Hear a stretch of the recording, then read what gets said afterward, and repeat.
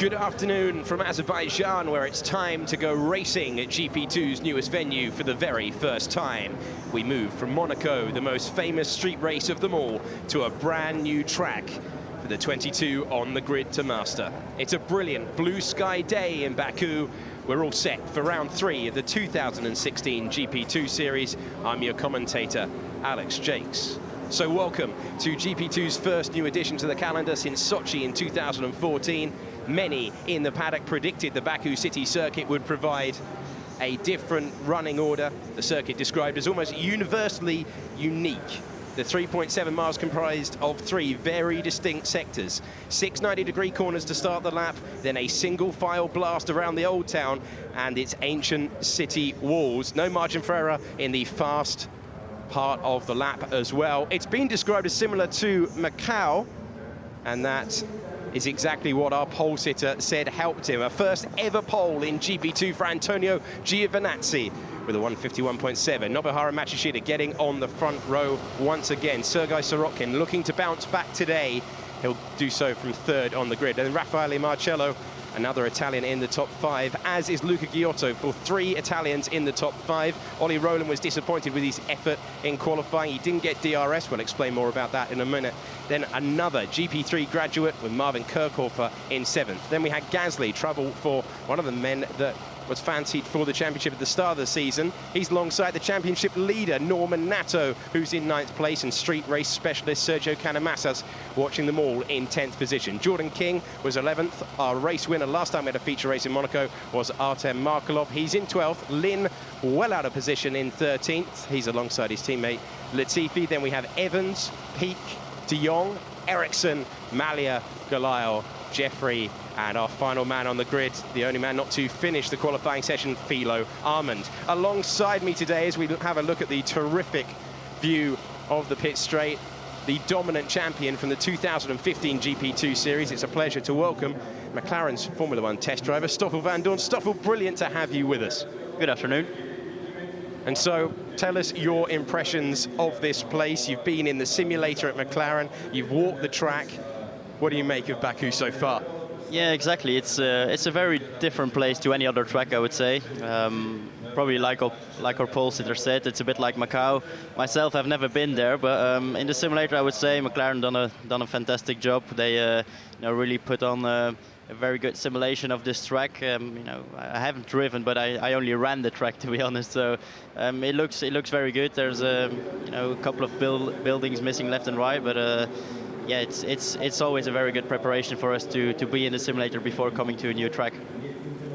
We're looking at Sergei Sorokin. It's interesting you mentioned about these simulators, Stoffel, because a lot of the guys were saying that the GP2 simulators didn't perhaps match up, especially at this part, the already iconic trip around the old city walls. That's turn 8, 9, and 10, which appear in very quick succession. Have you ever seen a racetrack that narrow? Probably not. No, I think Macau probably comes the closest to that. So I think we're up for an exciting race. It should be a very interesting one. We've seen yesterday there's no margin for error. I think especially the tight section around turn 8, turn 9, when a car gets blocked there, we could definitely see a safety car out there. So we're looking at Luca Giotto, the runner-up in the GP3 Championship at 2015. He benefiting, along with Giovinazzi and Kirchhofer, as 3 rookies in the top 10. They very much benefited from the fact that everyone was a rookie. That's how Antonio Giovinazzi described it. Everyone was a rookie at the start of this weekend, and the guys who have shown us their talent in lower formula have managed to display it at the sharp end of the GP2 grid. So we're on board with Ollie Rowland. Stoffel, talk us through how difficult it is to jump into a GP2 for the first time and master the setup of the car. It's very tricky. I mean, a GP2 weekend is very complicated. We don't have a lot of practice. Only 45 minutes, 1 set of tires as well, and especially around a track like here, it's a very long track. It's not easy to get to grips with the circuit. It's very dirty in the beginning as well. So when the guys drive for the first time in practice and then go to qualifying, the conditions are completely different. it's not only the track evolution, but they also go from the prime tire to the option tire. So they gain like 4 seconds sometimes. So our pole sitter is away from the grid, leading the 2 ARTs. It was a nightmare weekend in Monaco for Prima.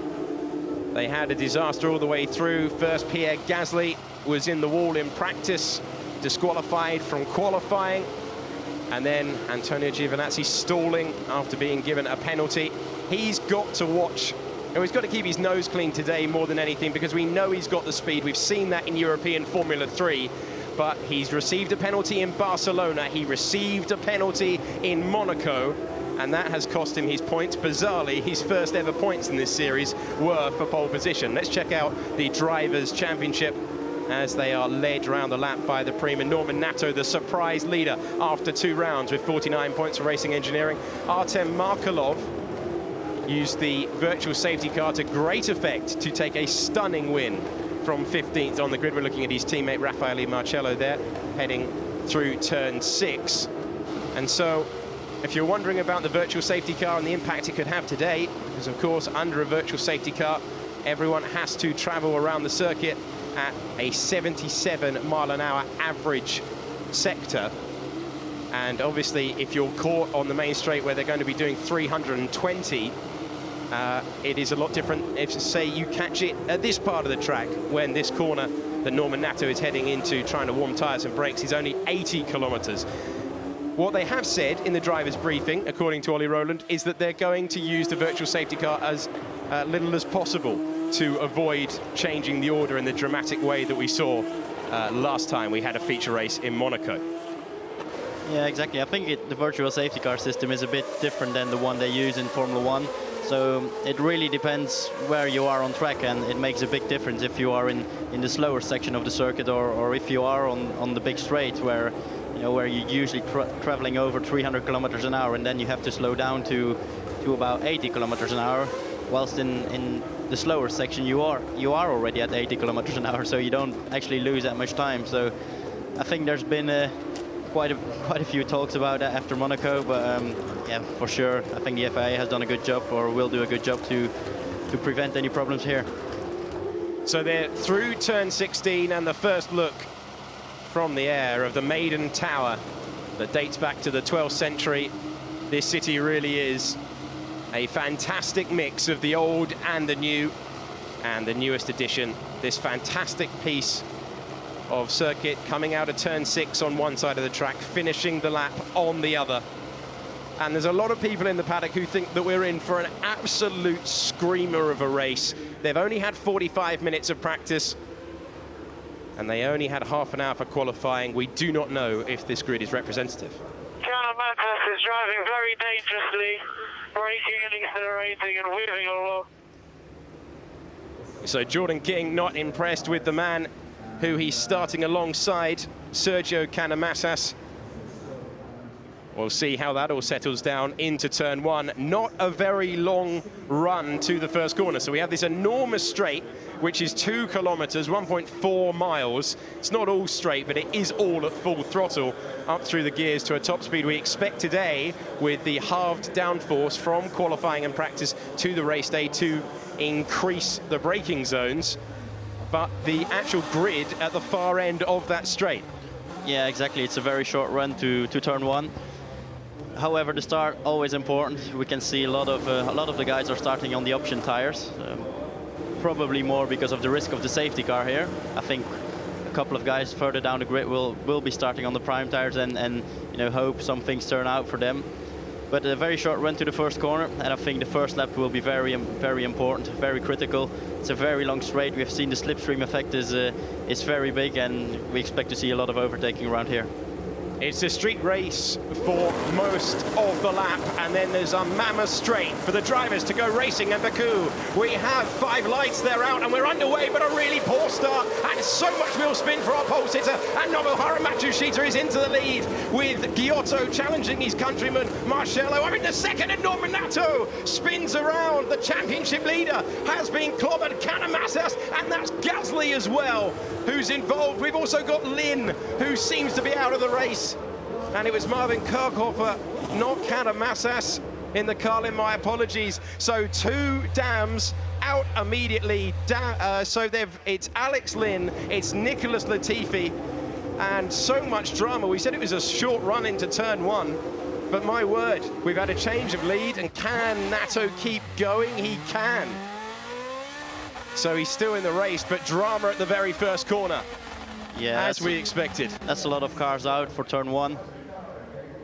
Both dams cars. Gasly. We still have to see if there's big damage on the car of NATO, championship leader. Oh, it is Canamassas. So both Carlins, both dams, and Gasly, who doesn't appear very amused, and you can understand it. Canamassas used to having robust conversations with his competitors, but Gasly is absolutely furious to see a difficult weekend disappear. And of course, although you can see he's absolutely furious, and then Kirchhofer, who is out as well.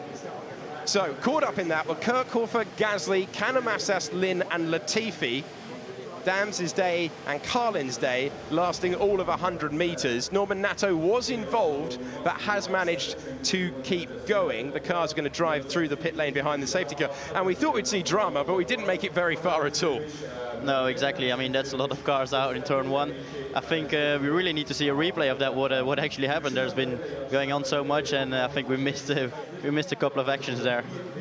Alex Lynn, crash helmet off. Nothing he could really do. It's going to be fascinating to get another look at this. But of course this, due to the nature of the grid, the top 8 being reversed and the rest starting where they finish for the sprint race, it really does ruin your weekend in a major way if you do not finish the feature at the sharp end.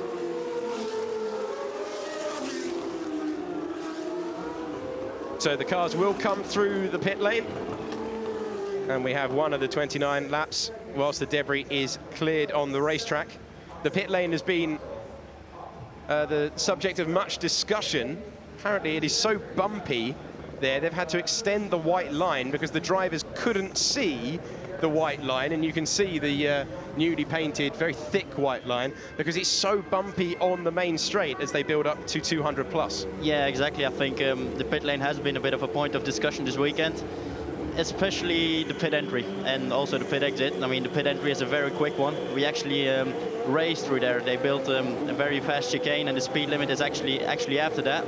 There's been a lot of talk about it. There might be some changes there today, especially with the white line, because the drivers getting speeds to 300 kilometers an hour and then breaking down to 60 kilometers an hour. So the track temperature is 47 degrees, very similar to the practice session. So the data that they accrued yesterday, very useful. But let's have another look at this start because it has eliminated 5 cars from this race. You see the pole sitter getting a really poor start. Matsushita immediately up into the lead, and you see Nato and Gasly surely where it's going to begin. So Gasly tags Nato, Canamassas immediately on the top, and to the right-hand side, the dams are eliminated. Canamassas! Well, Gasly seems to know who he's blaming. So Gasly and Nato, look at the right of your picture. That's initially caused the spin. Canamassas already into the back of Gasly, and then you see Latifi really with nowhere to go. And there's a Rapax front wing that was off there as well. On board with Nato, talk us through it. Yeah, it's a very, very impressive start from Nato. Oh, nearly hitting the back of Ollie Rowland there. Then very unfortunate with the hit he got from Gasly there. Did he need to take that risk into turn 1, or did he have no real opportunity? You saw Mitch Evans was involved as well. We're on board with Markelov. Well, the start is always a very tricky one, isn't it? You just really do it on feeling, and you just go left, right. And I know sometimes it's a bit difficult. We see big differences in GP2. You can sometimes gain 5-6 places when you really nail it. So yeah, it's very difficult to know what exactly is going to happen. So the safety car will be in this lap. This is why we have the safety car. So let's look on the outside. We saw Markelov banging wheels. It was at the back, a Rapax that tagged Kirchhofer, so that's how he got involved. and Lynn as well. We're on board with Alex Lynn, the man who started this race in third in the championship. Look on the left-hand side, we've got the incident between Gasly and Nato. Round they go, and he's just been clobbered as he tried to, well, turn one incidents under investigation, and he tried to sort of take the runoff area to rejoin and found himself clobbered before he could make the maneuver. Yeah, and exactly. The escape roads here, not really forgiving. No, exactly. It's a very, very narrow track, and whatever happens, you know, it's very tricky to keep it out of the barriers, let's say. So we're about to go racing, and you can see at the back there, Malia really getting caught out by the slow pace of the de facto safety car now. Nobuharu Matsushita, who assumed the lead, but he's got Raffaele Marcello all over the back of him as we go racing once again in Baku. And we're going to see so much slipstreaming down the main straight as they build up to 200 miles an hour. Already seeing loads of cars side by side.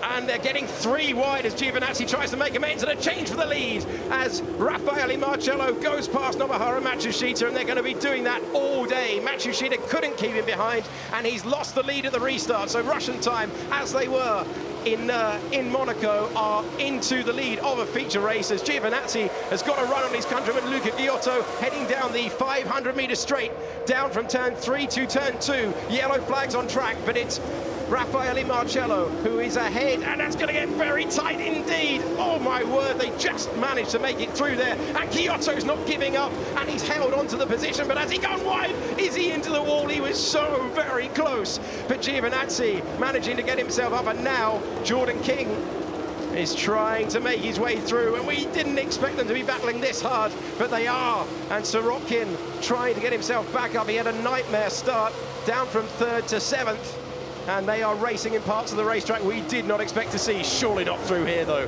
Yeah, exactly. That's GP2 for you. Always very exciting at the restart.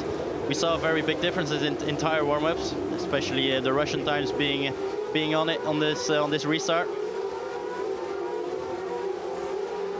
So now to the fast-flowing section of the lap where there's not a lot of chance to overtake, but it is oh so quick with little margin for error. They're already the leaders down to turn number 15 with the concert hall on the left, and an oversteering moment there for King. So we're following Giovinazzi, Raffaele Marcello. It's been a long time since he won a GP2 race. You've got to go all the way back to Spa in 2014, and Nobuharu Matsushita, as you see the enormous speed coming out of turn 19, the last significant corner on the racetrack. Yeah, and Giovinazzi behind the Roland as well. I think we're going to see another change in the lead here.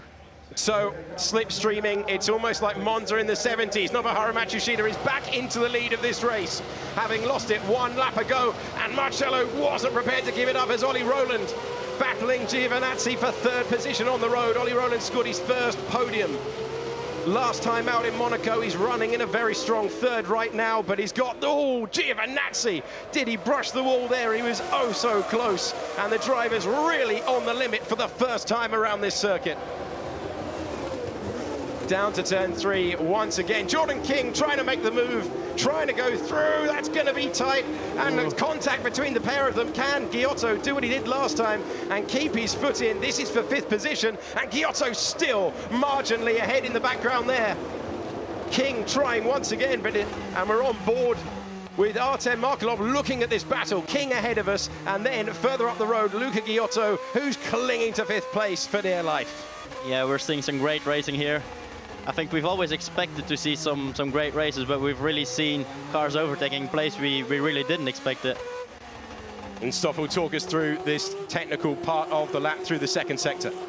Yeah, this is I think the most narrow part of the track, which is very difficult to overtake, but we've seen some great action on the 2-kilometer long straight, almost double passing, cars getting ahead and then getting repassed into turn 1. That's definitely great to see, even without DRS. I think once we're going to see the DRS into action, things are going to mix up a little bit. It's going to be absolutely crazy. The gap between the first 2 is over a second, so Raffaele Marcello really needs to do something about that to get back within the detection zone. because there's the single detection zone on this racetrack, but 2 zones, the first of which is right here, and the second of which is from turn 2 to turn 3. Watching Markelov, who's definitely going to get the DRS with King in front. So Matsushita has broken clear by a second. It's going to be crucial. No DRS this time around because of the yellow flag. A lot of the drivers yesterday complaining as Markelov going to the inside, going past Jordan King. Jordan King trying to go all the way around the outside, and that looked very impressive for a moment for Markelov and was very impressive from the British driver. Yeah, exactly. Some great racing action here. We've seen Markelov really upped his racecraft in the this first part of the season. He certainly has been threatening for a while. Oh, Markelov with a big swap on though into turn number 3 through 4, where we've seen Luca Giotto flirting with the wall so far. And we're already on the 5th lap of this breathless race, which has seen multiple changes from the lead. Initially from Giovinazzi making a really poor start, but he's still got every single chance in this motor race. And DRS is now enabled with the yellow flags cleared. A reminder, if you're joining us late, that we've lost Kirchhofer, Gasly, Canamassas, Lin and Latifi, and no margin being left by Giotto or De Jong. Everyone really pushing it. Yeah, and Marcello, Roland and Giovinazzi seem to have found a little bit more pace and coming back on Matsushita now. Your teammate, of course, from last year. What can you tell us about the Japanese driver, Stoffel? Yeah, exactly. He was a very good teammate to me last year. I think he had a very impressive debut season, winning one race in Hungary. He's he's a great worker. Puts a lot of effort into it and really wants to achieve good results. And he's with a good team, ART Grand Prix, the team which we won the championship with last year. And he's leading the race again, doing a good job, coming off the back of a win in Monaco as well. And yeah, hope to see him going well this race. Looking for consecutive victories. This time Raffaele Marcello has the DRS, and you can see how much they are gaining. A fastest lap to boot for the Italian driver. King has not really been dropped at all by Markelov. So Markelov in 6th, King in 7th, De Jong running in a lofty 8th position for him, benefiting from the chaos at the start. And a shout out for Jimmy Eriksson, who is in 9th position. And Marcello. Marcello down the inside for the lead. And that is an absolutely opportunistic move. And Giovinazzi and Roland so close. So these two have been at it, and it's absolutely terrific to see the lead swapping on multiple occasions. And Raffaele Marcello, and we have a safety car on the racetrack. So now things are going to get very interesting, because I think the cars can come in the pit now. So we're going to see everybody dive in the pit lane probably. That is the reason that we have the safety car. And is that turn 1? I think it is. Philo Armand was off at turn 3 in qualifying yesterday. He's off at turn number 1 today, and turn 1 claims yet another car. But as I was telling you about Jimmy Eriksson moving up from 19th or 18th on the grid, sorry, to 9th in the race. So this looks like it's going to be a race in the pit lane for a lot of the leading group. So a change of lead, but the lead seems to matter very little here. But now the pressure, of course, on to the pit crew.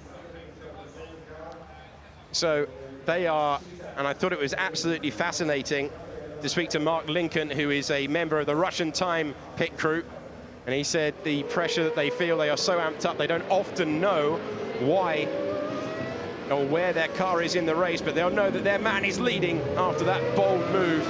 And with such a clear overtaking opportunity, we didn't expect to see much other than into turn 1. Marcello not playing to expectations, and that was a really clean move for the lead.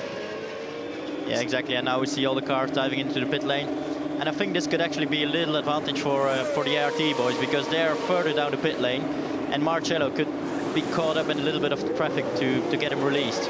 But it seems like a clean stop.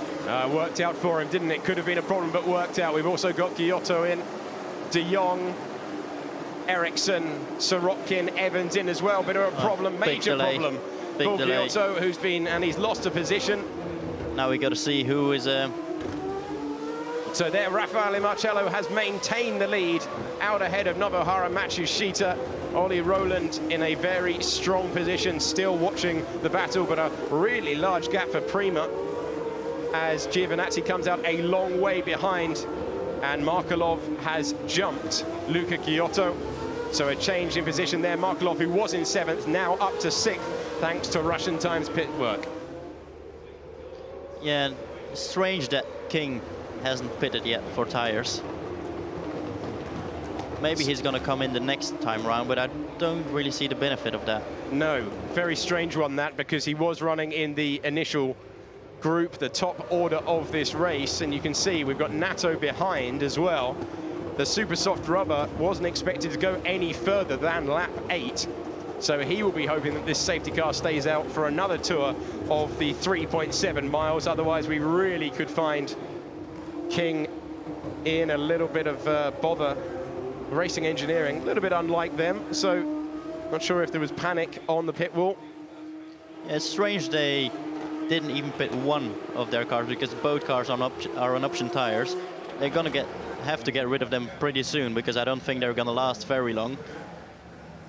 So it's, yeah, interesting strategy. Maybe they have a different thinking than we have.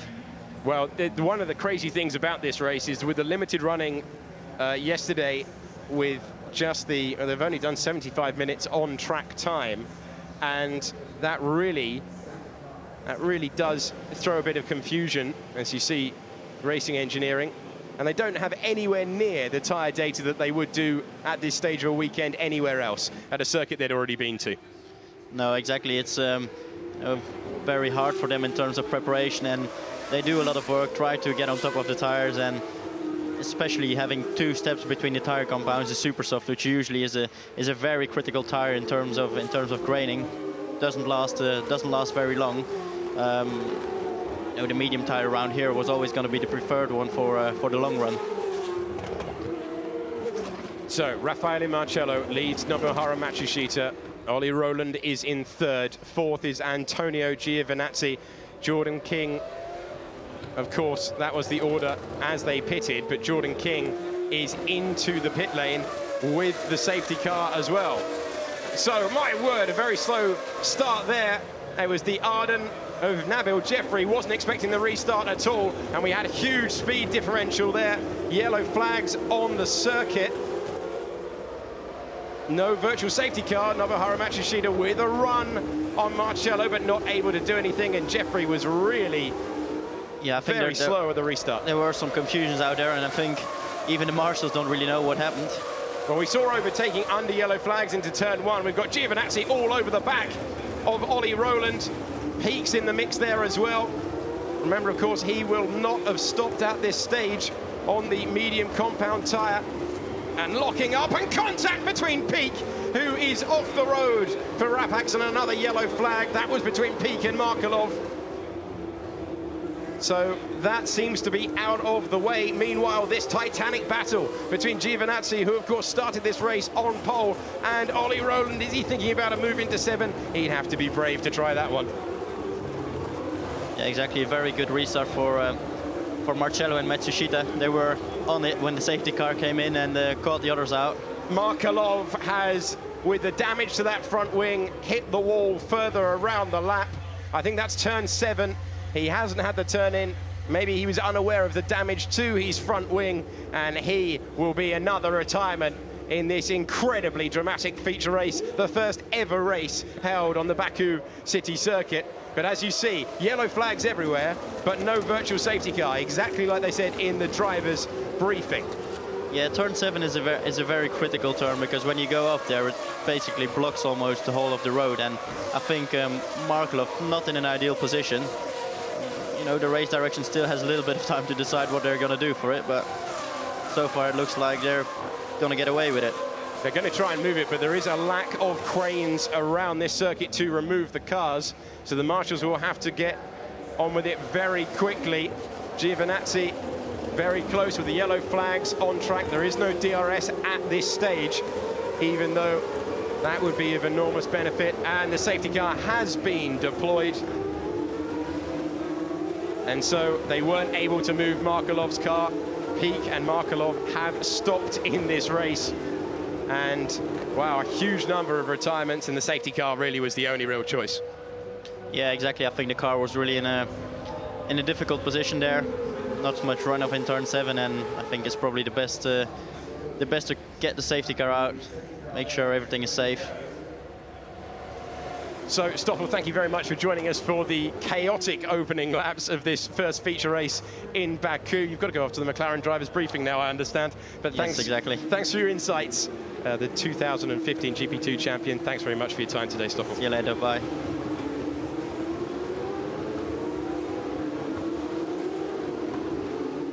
So we're on board with Artem Markelov, heading into turn number 3.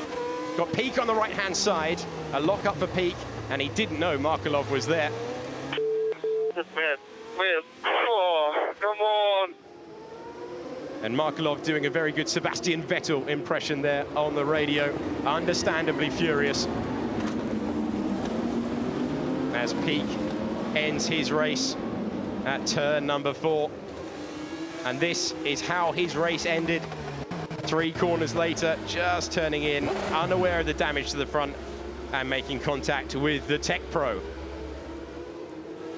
So the safety car is out, and we've lost Peak, Markelov, Armand, Kirchhofer, Gasly, Kanemassas, Lin and Latifi so far. Can you give me an update, please, on what is happening? I have no idea. Well, there's been a lot, Jordan. There's been an awful lot in the first racing laps around this circuit. Multiple and brilliant battle from the lead, one of the best we've seen in a very long time from Raffaele Marcello and Nobuharu Matsushita. There's Markelov, who had an unbelievable day to collect his first win 3 weeks ago. But his day coming to a premature conclusion here. And what entertainment for those young fans on the balcony. So Nabil Jeffrey has not made his stop. That's why he's running through your picture there in 3rd position. So he's trying something slightly different. Peak had made his stop, and Markelov was the man who hadn't. We're about to go racing as Latifi watches the excitement. And will the lead change hands once again? A reminder that Nobuharu Matsushita, a 2-time winner, but both of them are sprint races, when he won in Budapest in 2015 and last time out in 2016 around the streets of Monaco. Raffaele Marcello, 21 years of age, in his first season outside of the Ferrari Young Driver Program, determined to prove a point and currently with the race lead. The drivers will all have been made aware that we're going racing once again. And King, it was a confusing strategy, we thought, with Racing Engineering not to pit immediately. Well, he finds himself line astern with his teammate now, 13th and 14th, the last of the runners. So 8 cars out of the race.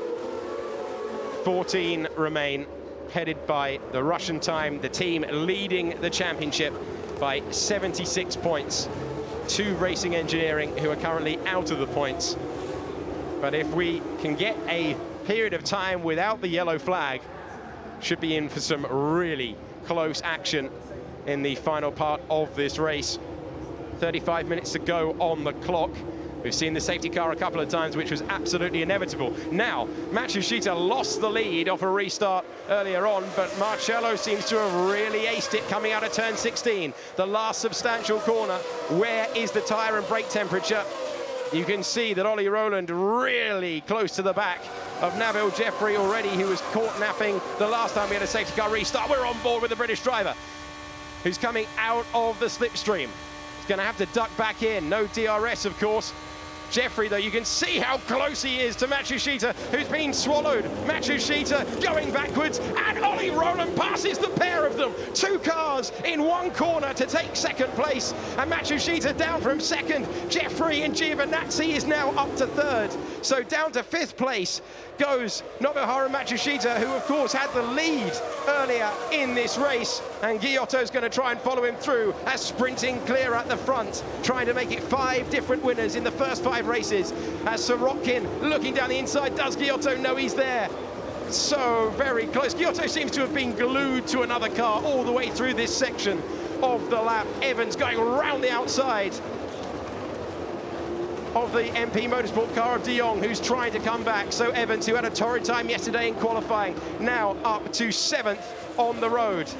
And that's the largest gap for the lead we've seen throughout the entire race, as it's getting very close at the top of your picture between Ericsson and Jordan King, who will be cursing the timing of that pit stop. And is Malia going to try into turn 7? I didn't think we'd see any sort of moves there, and it's so close, and Malia's made it work. Well, that is absolutely audacious, absolutely brilliant by Gustav Malia,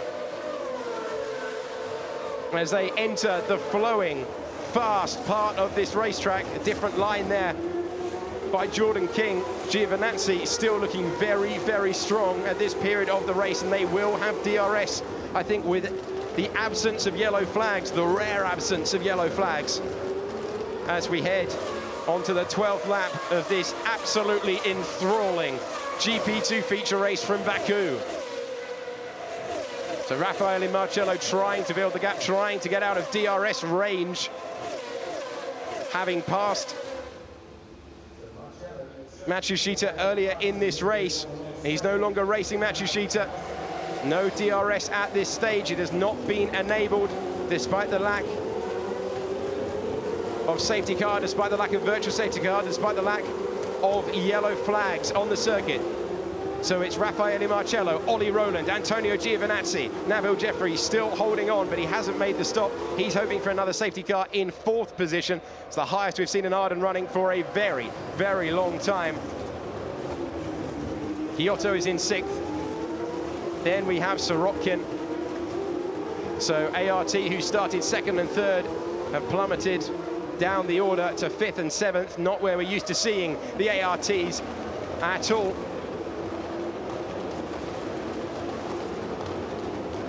Evans in 8th, 9th is De Jong, and Sean Goliath is the last of the point scorers at the moment, as we see one of the 8 drivers out of the race, Peak, who may well get a penalty for causing an avoidable accident. Pirelli thought the medium tyre that the majority of the field are now running on would last for approximately 23 laps, so they will have to take it easy on a couple of laps to get to the end of this race.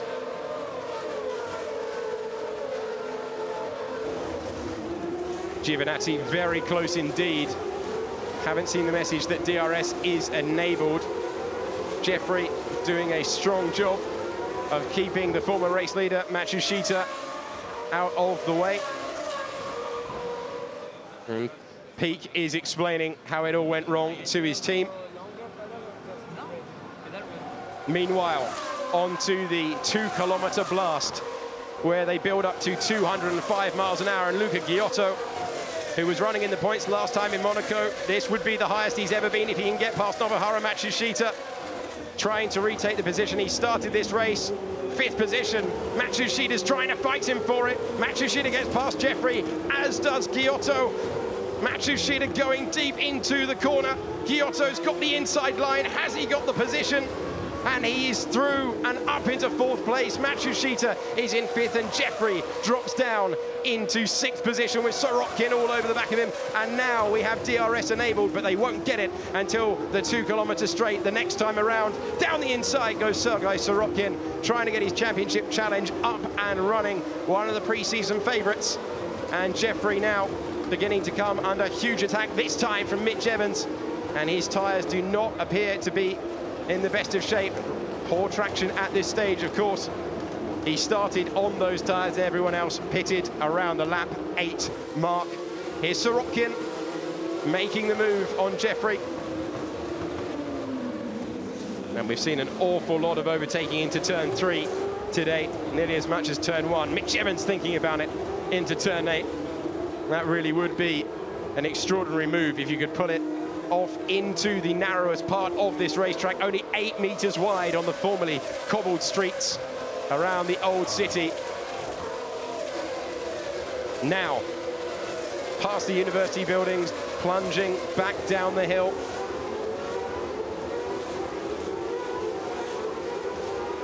"30 meters, the elevation difference from the highest point of the racetrack down to the last substantial corner. They're out of turn 16. The last time they will apply the brake pedal for about 20 seconds of this lap. Galile all over the back. A lot of dust being kicked up by a car in front there. Galile trailing de Jong.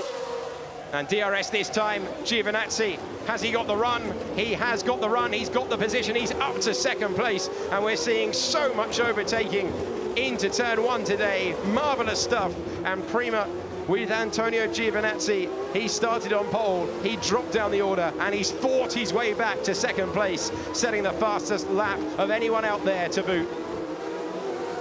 As we are halfway through this race, Mitch Evans with DRS wide open now, trying to get rid of Jeffrey, trying to get himself into the battle for major points in this race. Currently sitting in 8th place, but has he got the run? Jeffrey goes to the inside. That's going to be a compromised line on the exit of 4. Jeffrey all over the road. Evans having to take avoiding action into the 5-6 chicane. Evans trying to go all the way around the outside of him. I'm playing the long game here. Understood, copy that. So Roland saying he's going to play the long game. He's going to look after the tyres. Oh, Mitch Evans thought about throwing it down the inside into turn 8.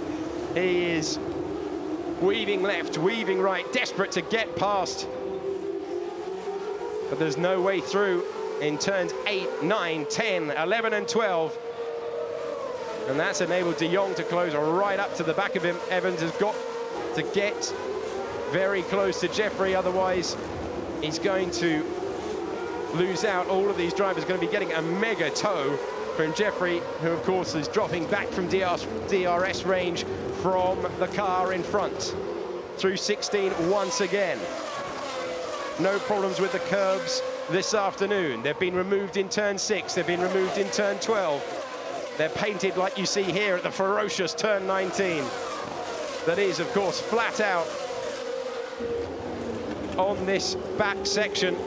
Here's Matsushita fighting back against Giotto, who's gone defensive to the inside line. And Matsushita's gone off. Can he keep it out on the wall? He can, but he's surely going to lose a position to his teammate, Sergei Sorokin, who's down the inside. And Sorokin moving up to 5th position. It's a bit of a nightmare developing for Matsushita, who thought he had the move complete for 4th and finds himself losing a position and ending the sector in 6th. So Evans is finally past Jeffrey. And a lock up there for Jeffrey. He's not going to be able to stop the car. And he's down the escape road. And Jeffrey's race surely over there. He had a huge lock up down into turn 3. DRS has been disabled as a result. They're dealing with it with double waved yellows down at turn 3. Absolutely frenetic stuff. Jeffrey's tyres were extremely second-hand at that point, and a mammoth lockup taking him out of the race. No big. Well, poor old Jerry. Thank goodness that happened at turn 3 and not late down into turn 1, braking from 205 miles an hour. Otherwise, that could have been a really nasty smash. So DRS disabled, a yellow flag out of turn 3 for Jeffrey. It becomes the 9th car to exit this race. We expected to see some attrition today, but we're just beyond the halfway point. And that's King and Nato, and King goes down the inside into turn 16. Past his teammate, who's having a wretched day, perhaps with damage from the earlier accident. And Giovinazzi is pulling clear of Roland, who you heard on the radio say he's going to play the long game. Sorokin this time trying to make a move without the use of DRS. And Giotto, who started 5th, who got himself through the myriad of incidents that we've seen here into 4th position, and he is defending from 2 cars you never want to see in your rear view mirrors, the ARTs of Matsushita, who knows he's got the pace to compete, but he's been caught out on restarts and yellow flags, and single waved yellows down there for the incident of Jeffrey, and a brake failure absolutely terrifying. Here's Nato racing his teammate, the championship leader, at least he was at the start of this race, and yellow flags mean that he's unable to overtake. Now he can get back in the groove and try and find his way through. It's only for 12th position at the moment, but given what we've seen, it could well lead to points at the end. Interesting to see that King was able to maintain position down the long straight despite overtaking into turn 16. We're looking at the ancient city walls, and the ART still giving chase to Giotto, the runner-up from last year's GP3 championship, who led the championship for so long. He is used to running at the top end of a supporting race at a Formula 1 Grand Prix event, and at this Formula 1 Grand Prix event of Europe, for the first time being held in Azerbaijan at the Baku Street City Circuit. He's putting in a sterling drive after being robbed cruelly, of course, of reverse grid pole with a technical failure last time out at Monaco. Sorokin, who's trying to make the move, called Monaco the hardest moment of his racing career. He knows that he's got to make these overtakes count, but he can't afford to have another accident. He's feeling enormous pressure. He says he wasn't able to sleep before after the accident, but he's up through the order now, and he's got hold of 4th place after pumping in some really strong lap times, and that was without the use of DRS, as Matsushita gets ever closer. Giotto down to 5th place where he started this race, and Sorokin trying to get himself through the order. He will need a safety car in order to challenge at the very front. He was very unhappy yesterday with the amount of traffic, a lot of drivers complaining that they didn't get DRS, and they thought it was a problem. It was not a problem with DRS, it was simply the fact that you do not receive it down the main straight if the yellow flag is out, and that caught out some drivers. Talking of catching, the top 3 really close together.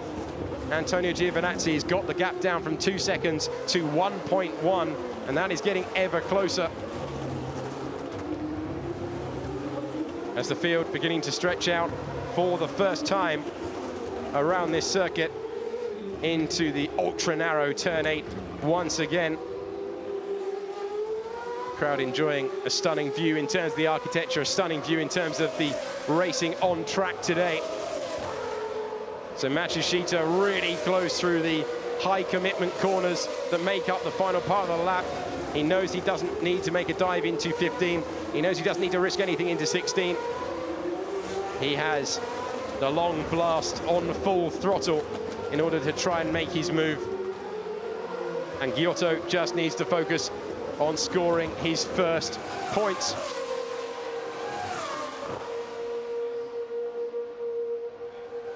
We rejoin the battle where Matsushita was thinking about going side by side through the final fast sweeps. And there's the battle for the lead and a change of the lead. Antonio Giovinazzi is through. He's passed his countryman. And the man who started in pole position, had a wretched start, dropped down the order, has fought his way back into the lead. And Marcello, well, he'd barely caught him, let alone sized up where his rival was weakest. But with the use of DRS, he's flung his Prima back into the lead of this motor race. And so many changes for the lead. Breathless stuff in Baku. So this was for the lead of the race, and it was simple as you like, wasn't it? DRS open. He'd done all the hard work in the lap. He'd got the gap down from 2 seconds down to 1 into DRS zone, slightly wide, but he won't care because he's grasped the lead once again. And our Prima heading to their first ever win in GP2. Long way to go, given what we've seen so far. They're in a terrific position. Jimmy Eriksson, another GP3 graduate, running in 11th place and putting all sorts of pressure on Daniel de Jong. Into 7, single file, you would expect through this part of the racetrack. Interestingly, the racing engineering cars not all over the back of the Arden, as you would expect. This is a bit of a nightmare race for them.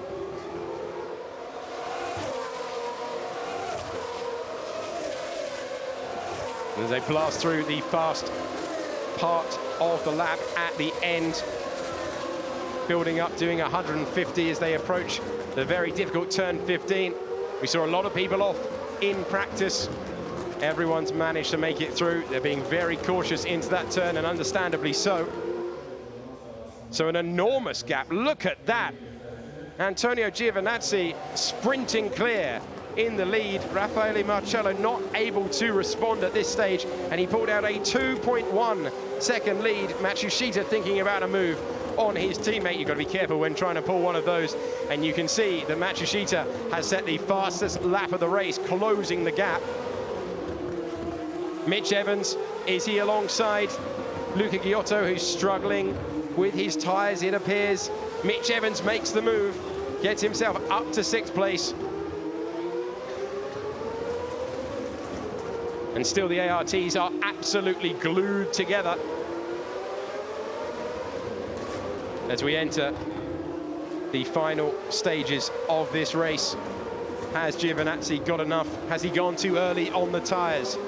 Remember, very little tyre information at all, but the man who took a really strong pole position. Oh, we've lost a wheel. It's a racing engineering car that's ripped his left wheel off, and it's Norman Nato. Did he get into his teammate, or has he made a mistake on his own? Either way, he was spun round at the start, and now he finishes his afternoon in the barriers. DRS disabled once again, and we've lost another car now, the 10th of the afternoon, into the wall, and it's the championship leader, Norman Nato, who will score no points. So great to see that he's okay. Just checks that everything's all right. The neutral button has been pressed, so the marshals can easily remove it. And the safety car out once again. Hello to you. We expected to see it a lot. So let's see how Nato ended his afternoon early. Ericsson, de Jong and King, and he's going down the inside of his teammate, and that is as clumsy as it gets. You do not want to be doing that to your teammate. Nato really nowhere else to go. Thought he had to make the move, tagging his teammate. We haven't seen him with a puncher, but that is the end. Let's go on board. Heading down to turn number 3. Thinks there's a gap, and he did not have it slowed down. Furious at his teammate. That will be a very fun team briefing. I was not expecting him to come on the inside there. And Jordan King summarising what I think we're all thinking wasn't really a need to try a risky move on your teammate when there is such a clearly defined overtaking opportunity with DRS. And this Baku track claims another retirement. Not to the amusement, of course, of the racing engineering team. So the safety car deployed, the race resets, Antonio Giovinazzi's advantage will be wiped out. Racing engineering still with the one car in the race. We're getting very close to the point, 12 left in the order. We're getting very close indeed to everyone on the road scoring a point soon. Jordan King is the last of the runners. So, can Raffaele Marcello regroup? He has not won a GP2 race since 2014. Antonio Giovinazzi seemed very, very comfortable. Set a 2-second gap very quickly indeed. But we have seen Marcello scorch through back into the lead after a restart. So he knows how to do it, and the pressure, of course, falls now onto Giovinazzi's shoulders. Well, Nato said he expected unusual order. Wasn't too disappointed if he didn't have the pace today, but he wouldn't have wanted to end his feature race with a collision with his teammate. The change in downforce would have been something for the drivers to adjust themselves to. So once again, we see Nato, the fourth of the cars in the train, elected to make the move, and really not enough room. This is how it looked in real time on board. Breaking down into three, clobbering the side pod, and Jordan King was so lucky to be able to continue in this race. Caught him by surprise. It almost caught Nato by surprise that he made the move so lately. That's the Nato that we saw a little bit of last year when he received penalties for hitting Marco Sorensen in Monaco and causing a 4-car accident. Hadn't seen a hint of it so far in 2016 until now. Immediately laying the blame at his teammates' feet, and they can sort that out behind closed doors later on.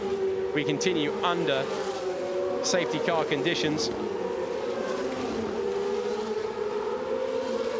So King with damage to the turning vane. Wonder if he'll receive the black and orange flag, because you don't want to see debris coming off the car. The black and orange flag, for those of you who are new to GP2, shown to competitors who have a need to visit the pit lane, so there is no danger. So into the pits comes Daniel de Jong for Racing Engineering, not Racing Engineering, sorry, for MP Motorsport. We've been watching the Racing Engineers get into each other, and he's going to make his stop.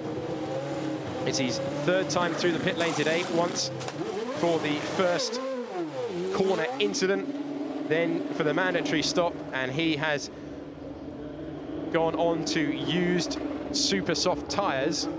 Will be interesting to see if that works, and if it does, who else is going to take the risk? Only de Jong, who now is the 12th of the runners. Progress being made with Norman Nato. So no real alternative strategies until just then.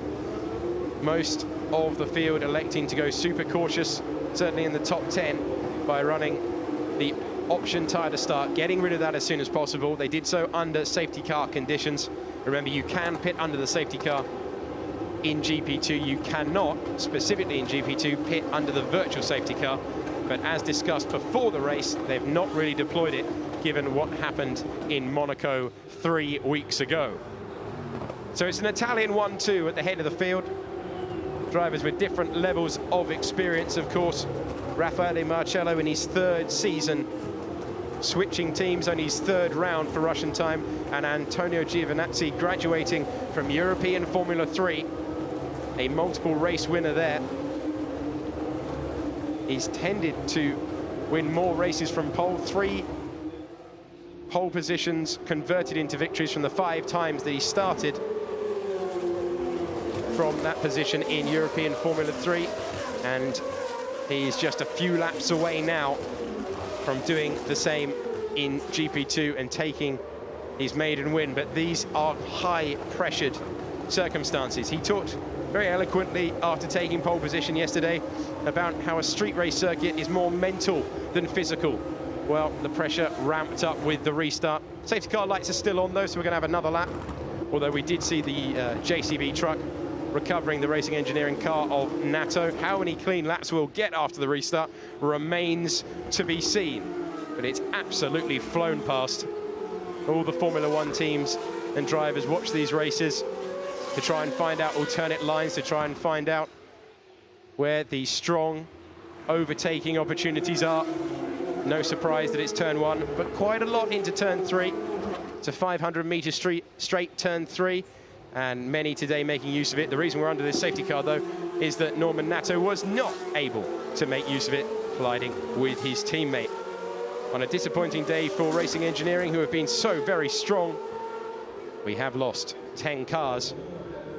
As we look back into the city and the flame towers that provide a striking symbol of the new money mixing with the old architecture here in Baku, completed in 2013. And your dull trivia of the day: there are 10,000 LED lights on the 3 towers that light it up at night and create the flame effect. It's the end of trivia, I promise. Back to focusing on the racing. ART's still glued together. Matsushita maybe a little bit rusty with his racecraft this afternoon, because we know he's got the pace. He's currently the fastest man on the racetrack, so he'd receive extra points for that. He's running in the top 10. That would be 2 extra points for fastest lap. So we are now going to, looking at the time on the clock, we're going to go from laps to the maximum that this race can run, which is an hour. And there you see the change. 9 minutes to go. When the clock runs out, we will have 1 extra lap. Your calculator out then, I want to know local flow. How many laps for them? Absolutely, mate, but that depends entirely on how many laps we're doing behind the safety car. I would suggest that this one is probably the last lap behind the safety car. So, a little bit of mathematics being completed. Of course, it not only depends how long we're behind this safety car, but with nearly every position in this race scoring points, every single battle on this restart is going to be significant. Be thrilling to see if De Jong can make those used super softs work, and Racing Engineering are going to try it as well with Jordan King, their sole remaining car. But once again, Racing Engineering waiting an awfully long time to pit under the safety car. So we saw that problem. King was running in 6th earlier in this race, took a long time, didn't elect to pit along with the rest of the leading pack. That dropped into the back of the order. That's why we had a collision between Nato and King. And once again, Racing Engineering have taken their time to make a decision. The lights on the safety car remain on, giving everyone here a chance to catch their breath. But of course, with the tantalizing prospect, as we look at our race leader, the tantalizing prospect of a last couple of laps shootout.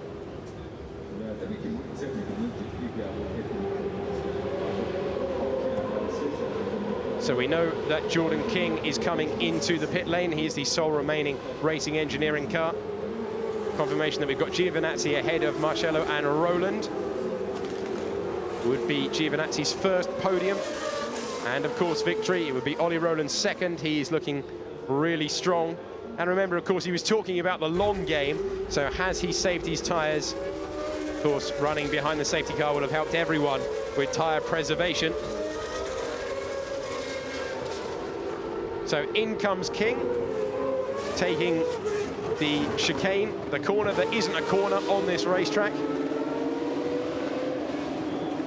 And he is in, down to the 80 miles an hour in the pit lane.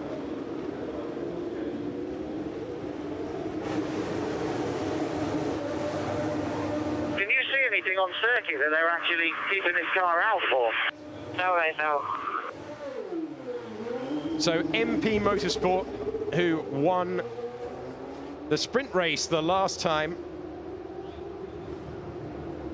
that we had a new event, are very keen to get this race up and running. You can see there is nothing in turn number 3, which was the reason that we went behind the safety car. So turn 3 is clear. The Racing Engineering car has been removed, and we are very keen indeed to get back racing once again and resolve this thrilling first race in Baku. But for the moment, the safety car lights, disappointingly really, remaining on. 6 minutes to go. So wonderful conditions, 29 degrees air temperature for the fans to enjoy. They've been treated, we've all been treated to an absolute spectacle. And that is Jordan, is it Jordan King? It must be Jordan King. There's only one Racing Engineering car. So he's come out of the pit lane and he's gone straight on at turn number 4, I think it is. And he's rejoined. So was he over eagerly warming those tyres up? But so here's King out of the pit lane. Oh, is that? Oh, all the wheels secure. Oh, it's turn number 2. He's locked up in turn... Oh, a little bit embarrassing for Jordan King. He's locked up in turn 2. Of course, no tyre temperature or brake temperature. But that is why... Sorry, guys, sorry. Just no brake. There is an enormous amount of braking energy being used into turn 1.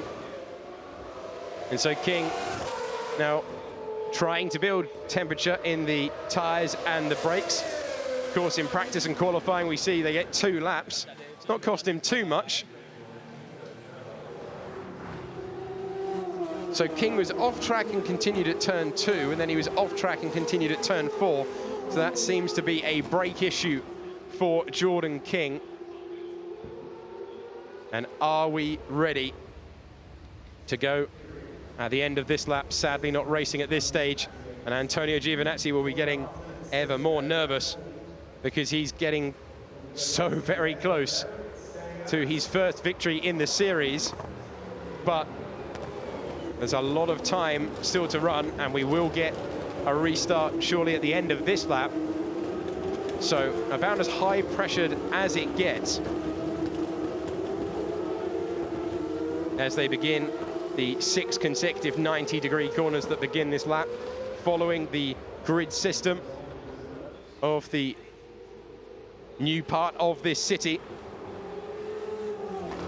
Evans will be trying to move himself up past the ARTs. Ollie Rowland, we've heard him on the radio, absolutely desperate to get going. Can he improve his 3rd place, which is his best finish, remember, that he scored?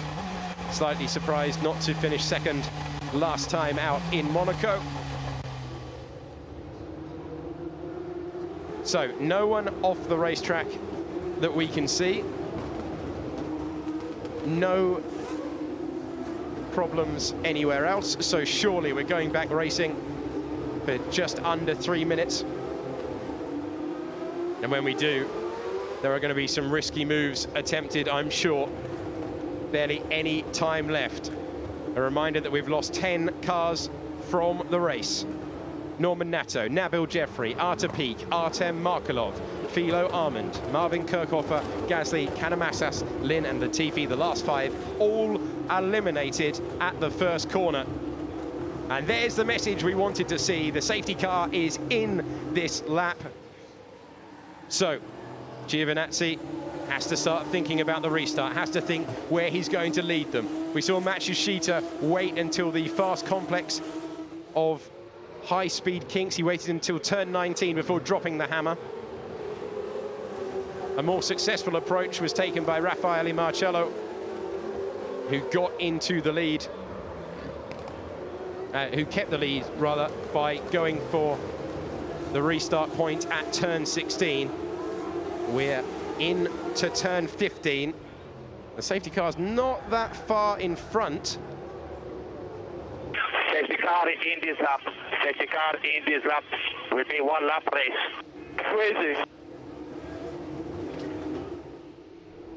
So just to clarify that as we wait for the restart and the field bunches up, Marcello desperate to snatch the win away from his countrymen, that we will have the 1 lap at the end. So just to clarify, that team radio is not correct. The rule is we will have an extra lap when the time goes to 0. We did not have that in Barcelona because they got over eager with the checkered flag. That definitely is the rule. So Giovinazzi waiting. He's really slowed the pace down. You can see all 12 in the field in the same shot. When's he going to drop it? That's the safety car line. It's the safety car line. We have a green flag. Is that? So we're waiting. My word. Well, now Giovinazzi's gone and Ollie Rowland is waiting in the background. We think he could have overtaken from the safety car line. Definitely trying a move immediately. Sergei Sorokin, who wants a podium. It would be his first of the year.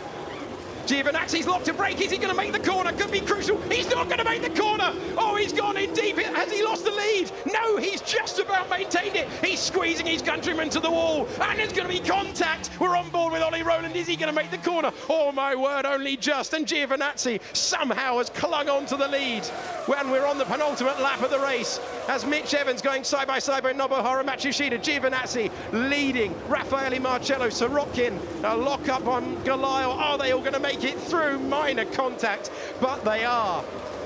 Rowland, this is third place. Is it going to become fourth? Is Sorokin there? And he's been tagged.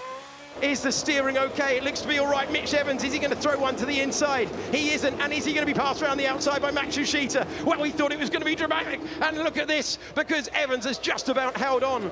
But Antonio Giovinazzi, contact in the background there, and King into the wall. And he's lost his front wing. The yellow flag is out. Will that be a safety car? Is that the end of the race? They're still racing for the moment. Giovinazzi seems to have done enough to take his first win in GP2. Sorokin has got past Rowland for third place. Marcello would have thought the door was wide open. And King's torrid last couple of laps have come to a close with contact with Jimmy Eriksson, I think it was, coming out of turn number 4.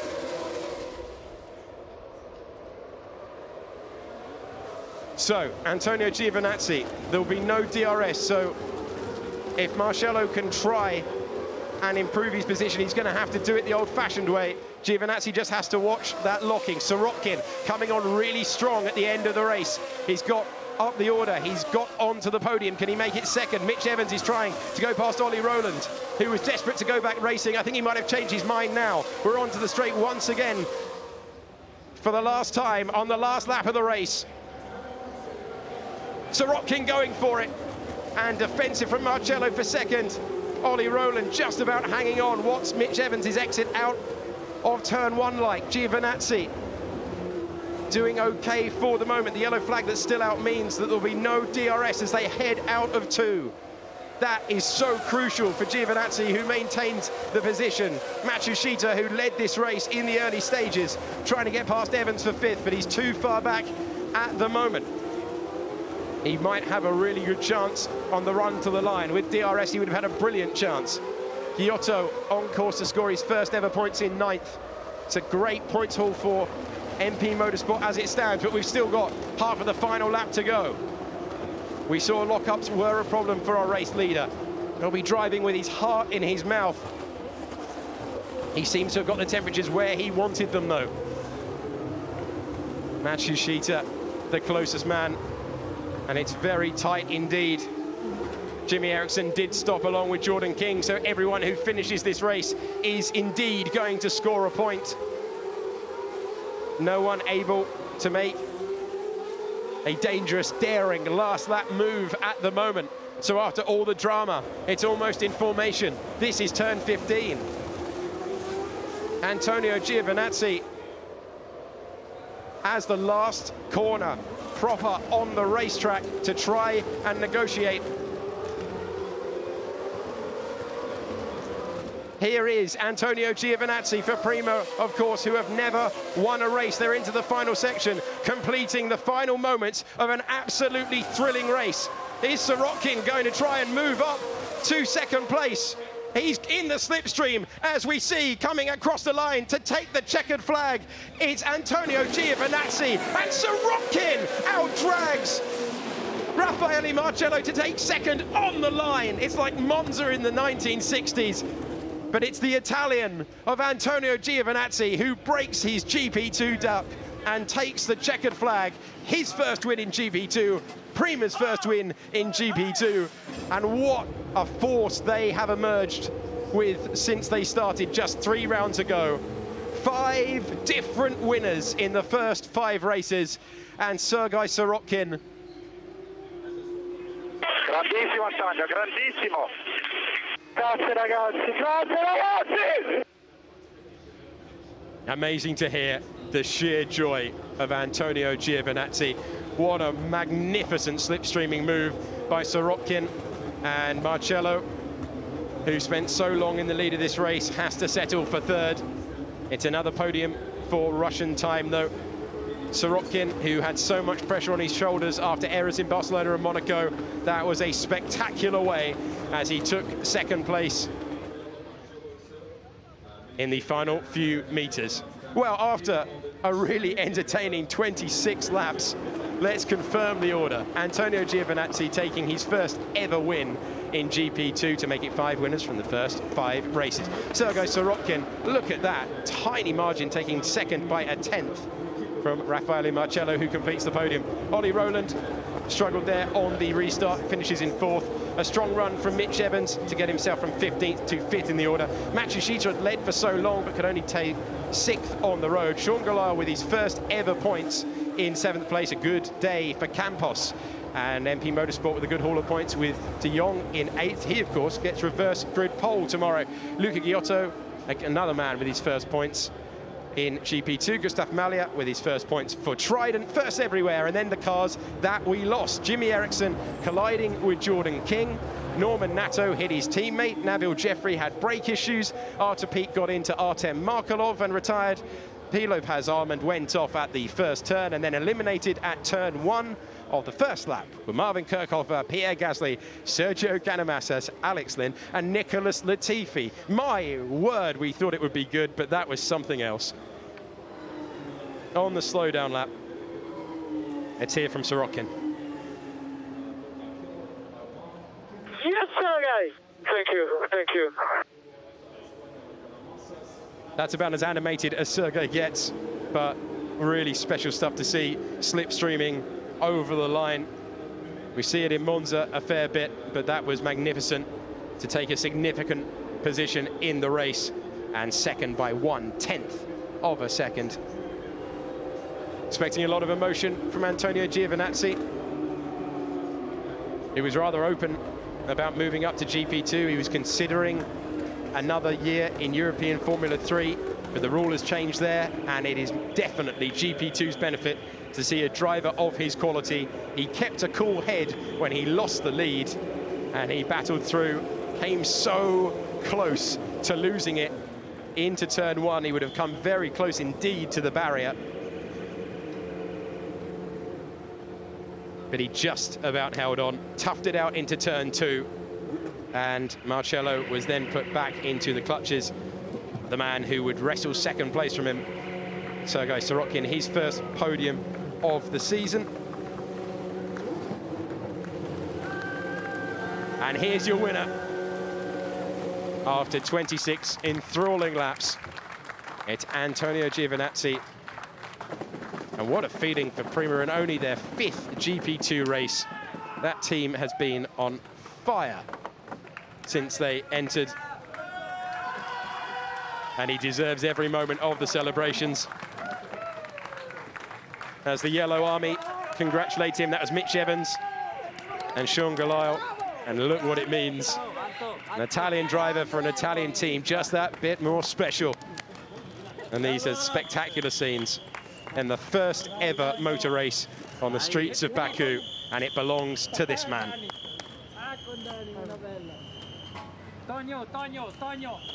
Oh, what entertainment. We barely saw any DRS passes. The move for the lead was done with DRS, one of the few times that it was able to be used without a yellow flag out somewhere around the 20 corners of this racetrack.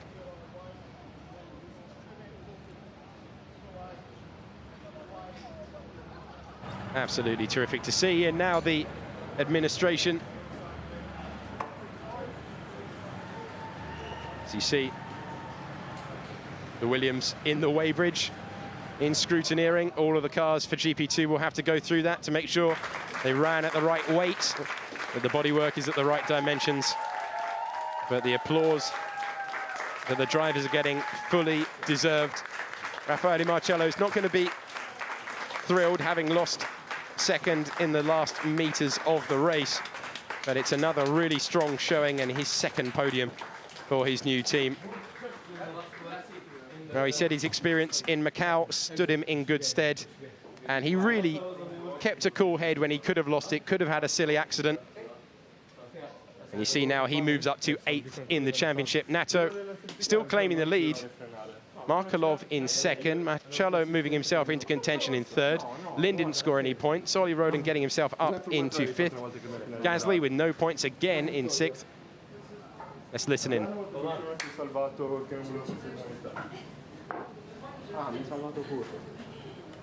non mi ricordo perché comunque sono stato più bravo, quindi meritavi di vincere. Ma potevi vincere tranquillamente. Andavi in doppio, andavi in doppio. Dai, ma quando ti passa la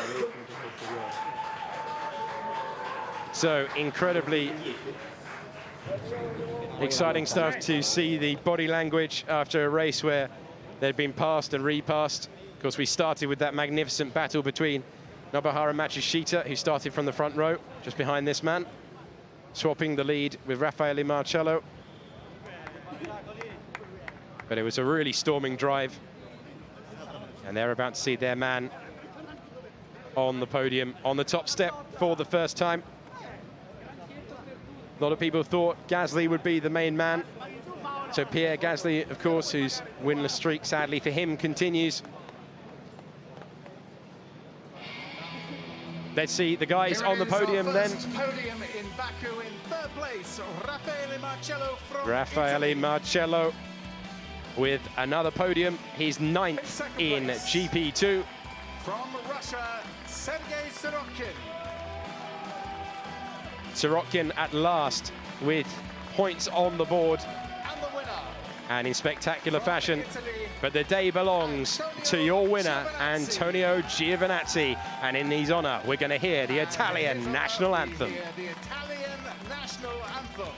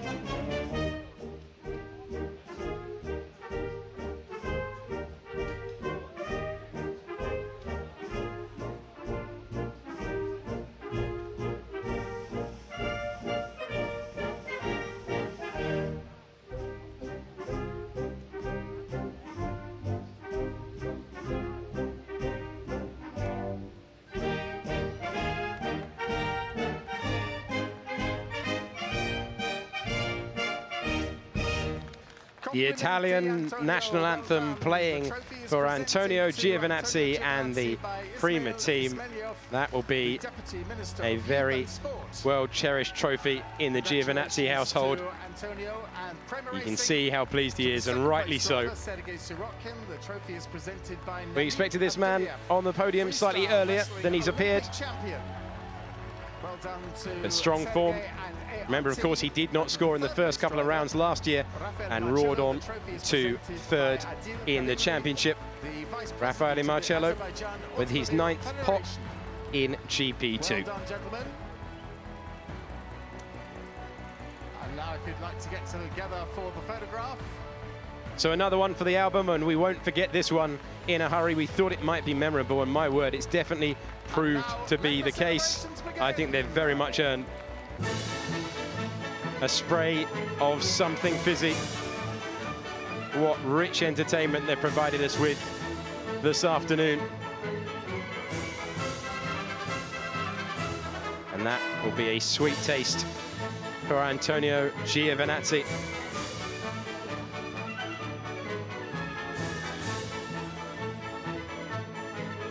Delighted that we're going to be able to hear from the top three as well. They're the cars that they drove to their respective positions. Now interviewing the drivers. And let's hear now from Lucia, who's on the podium with the drivers. Well, what a dramatic race there for the first race of round 3 of GP2 2016 here in Baku. So let's speak to our race winner, Antonio. Massive congratulations to you, first of all.